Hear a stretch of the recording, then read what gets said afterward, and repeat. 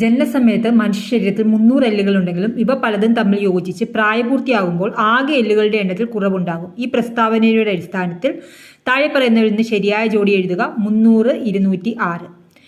മോണയ്ക്ക് ആരോഗ്യക്കുറവുള്ള ഒരാൾ ചുവടെ നൽകിയിരിക്കുന്ന ഏതെല്ലാം ഭക്ഷണങ്ങളാണ് ഉപയോഗിക്കേണ്ടത്? നെല്ലിക്ക, മുരിങ്ങയില.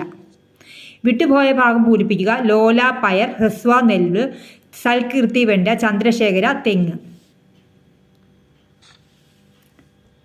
ചിത്രത്തിൽ നിന്നും കടലിലെ മഴക്കാടുകൾ എന്നറിയപ്പെടുന്ന ഏതാണ്? പവിഴപ്പുറ്റുകൾ. വംശനാശ ഭീഷണി നേരിടുന്ന അങ്ങാടിക്കുരുവികൾക്കായി വനംവകുപ്പ് ആരംഭിച്ച പദ്ധതിയുടെ പേരാണ് കുരുവിക്കൊരു കൂട്. കേരള സർവകലാശാല ഈ അടുത്ത കാലത്ത് വികസിപ്പിച്ചെടുത്ത അത്യുൽപാദന ശേഷിയുള്ള പാവലിനമാണ് പ്രിയങ്ക. ചുവടെ നൽകിയിരിക്കുന്നതിൽ നിന്ന് ശരിയായ പ്രസ്താവന കണ്ടെത്തുക. ഡോക്ടർ സലീം അലി പ്രശസ്ത പക്ഷി നിരീക്ഷകനാണ്.